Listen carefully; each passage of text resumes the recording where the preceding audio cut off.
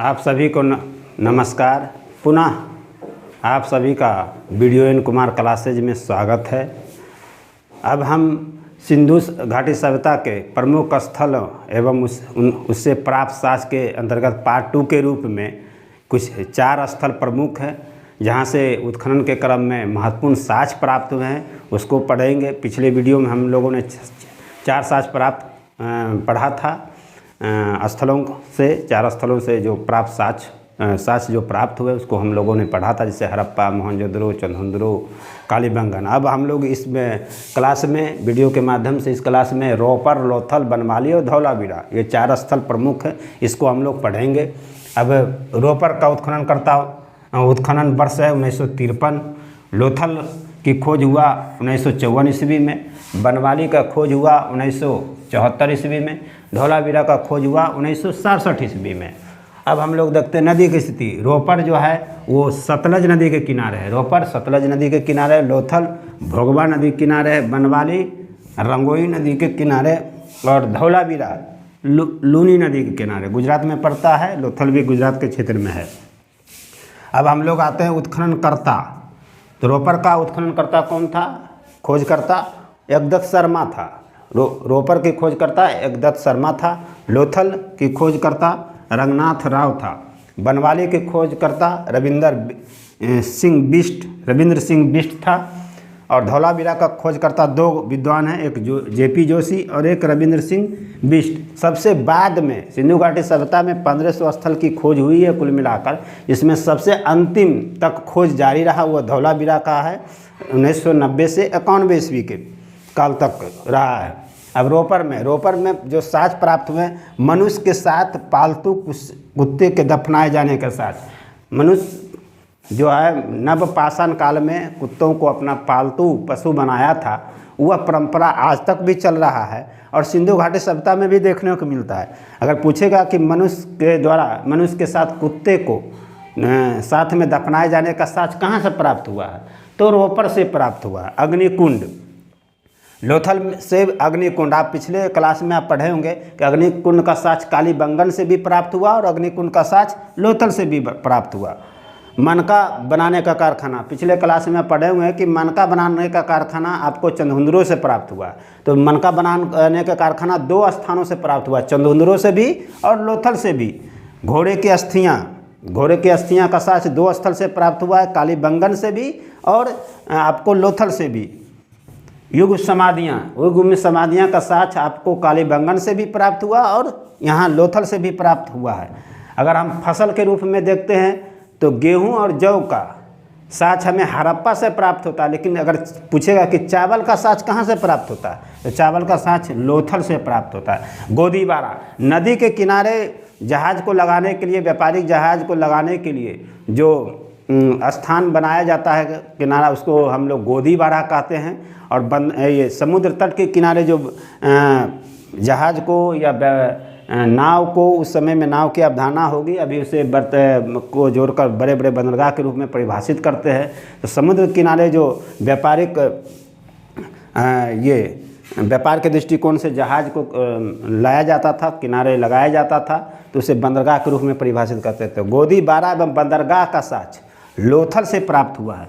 गोदीबारा एवं बंदरगाह का साक्ष्य लोथल से प्राप्त हुआ है। अब आते हैं बनवाली से मिट्टी का बना हल का साक्ष्य प्राप्त हुआ है।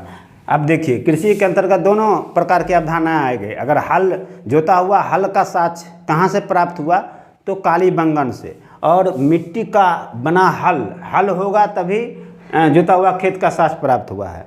तो मिट्टी का बना हुआ हल का साक्ष्य बनवाली से प्राप्त हुआ। 16 गुनज का मापतोल की बटखरे, आज भी 16 गुनज को रूप में परिभाषित करते हैं। 4 गुनज बराबर 250 ग्राम, 4 गुनज बराबर 250 ग्राम, 4 गुनज बराबर 250 ग्राम, फिर 4 गुनज बराबर 1 गुनज बराबर 250 ग्राम, फिर 1 गुनज बराबर 250 ग्राम, फिर 1 गुनज बराबर 250, 1 गुनज 250। कहने का मतलब 1000 ग्राम बराबर 1 kg। तो उस समय 16 गुनज का था, 16 गुनज की अवधारणा थी मापतोल में। तो उसकी संबंधित बटखरे, मापतोल का बटखरे 16 गुनज का जो है वो बनवाली से प्राप्त हुआ है और इसकी प्रासंगिकता आज भी है। धौलावीरा से हमें सबसे बड़ा शहर, अगर सबसे प्राचीन शहर सिंधु घाटी सभ्यता पूछेगा कि सबसे प्राचीन शहर कौन था, तो सिंधु घाटी सभ्यता का सबसे प्राचीन शहर मोहनजोदड़ो। लेकिन सिंधु घाटी सभ्यता का सबसे बड़ा शहर अगर पूछेगा तो आप मारेंगे धौलावीरा को। धौलावीरा सबसे बड़ा शहर है। सबसे नवीनतम शहर, क्योंकि ये सबसे लास्ट तक खोज जारी रहा 1990 से 91 तक, इसलिए नवीनतम के रूप में भी विद्वानों ने इसे परिभाषित किया है। पूछेगा सबसे नवीनतम शहर सिंधु घाटी सभ्यता का खोज के रूप में सबसे नवीनतम शहर कौन है, तो धौलावीरा है। 10 चिन्हों वाला लिपि युक्त मुहर, सबसे अधिक मुहरें मोहनजोदड़ो से प्राप्त हुआ। लेकिन पूछेगा कि 10 चिन्हों वाला लिपि युक्त मतलब लिखा हुआ, तो कैसा लिखा हुआ था? उस समय तो रोमन अक्षर में नहीं था, ना ही देवनागरिक अक्षरों में था, बल्कि भाव चित्रात्मक जो लिखा हुआ चित्र रूप में है, जो अब तक विद्वानों के द्वारा पढ़ा नहीं गया है। पढ़ने का प्रयास किया जा रहा है, लेकिन अब तक पढ़ा नहीं गया है। अगर विद्वान इसे पढ़ने में सफलता हासिल कर लेते हैं तो सिंधु घाटी सभ्यता की जो आप वर्तमान में व्याख्या देखते हैं, उसके विकास का जो रूप देखते हैं, हो सकता है कि और अधिक रूप में वो व्यापक रूप में परिभाषित हो, लेकिन अब तक नहीं पढ़ा गया है। इसलिए अभी जो प्राकृतिक साक्ष्य है उसी के आधार पे विद्वानों ने अनुमान लगा के सिंधु घाटी सभ्यता के विभिन्न पहलुओं का अध्ययन किए और बताने का प्रयास किए, और इतिहास लेखन में भी उस अवधारणा को प्रदर्शित करने का प्रयास किया गया है। तो पूछेगा कि 10 चिन्हों वाला लिपि युक्त मुहरें कहाँ से प्राप्त हुआ, तो धौलावीरा से।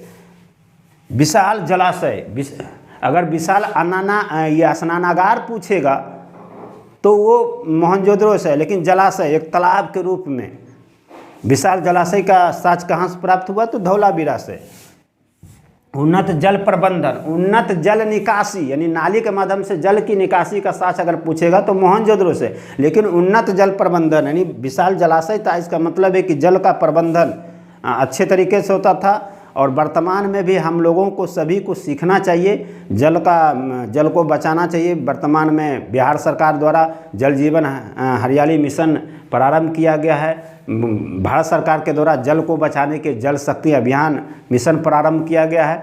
तो यह अवधारणा सिंधु घाटी सभ्यता में देखने को मिलता है बहुत पूर्व के कालों में, कि उस समय के मानव भी जल को बचाते थे। उसके लिए विशाल जलाशय का निर्माण किया था, और उनके जल प्रबंधन की जो नीति थी, जो व्यवस्था थी, वो काफ़ी उन्नत था, उन्नत जल प्रबंधन था।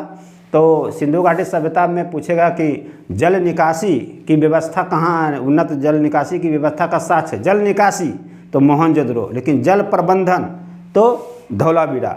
तो हम लोगों ने इस क्लास के माध्यम से, वीडियो के माध्यम से हम लोगों ने सिंधु घाटी सभ्यता का प्रमुख स्थल एवं उसके अंतर्गत प्राप्त साक्ष्य को पढ़े, और प्रारंभिक परीक्षा में इसी से संबंधित साक्ष्य पूछे जाएंगे। अगर इसका आप टेस्ट के रूप में और इसको आप एक परीक्षण के रूप में अगर परीक्षण करना चाहें तो जनरल कंपटीशन से लेकर सिविल सेवा के जितने भी एग्ज़ाम हुए हैं जितने वर्षों में, आप समान अध्ययन या ऑप्शनल दोनों में आप देखें और प्रीवियस ईयर का क्वेश्चन बैंक को और आप बनाएं, तो मेरा दावा है कि 95% प्रश्न यहीं से पूछे गए हैं, और इसे ज़्यादा पढ़ने की आवश्यकता नहीं है। एक तथ्य के लिए आप ऐसा ना कि पूरा फैक्ट को ही पढ़ जाएं एग्ज़ाम की, ये पूछा तो अब ये कहाँ से पूछा, इसको पढ़ना है, इसको खोजना है।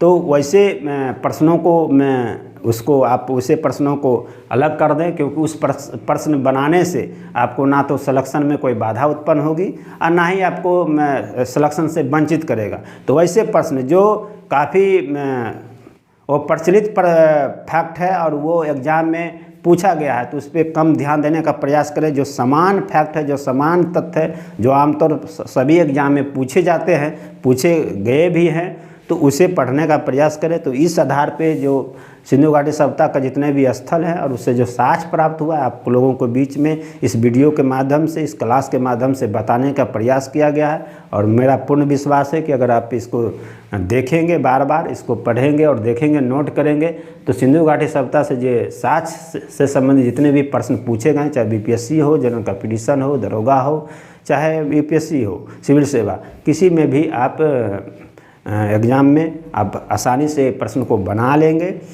वीडियो, अब मेरा काम है कि आपको वीडियो के माध्यम से बताने का, अधिक से अधिक बताने का प्रयास किया जाना।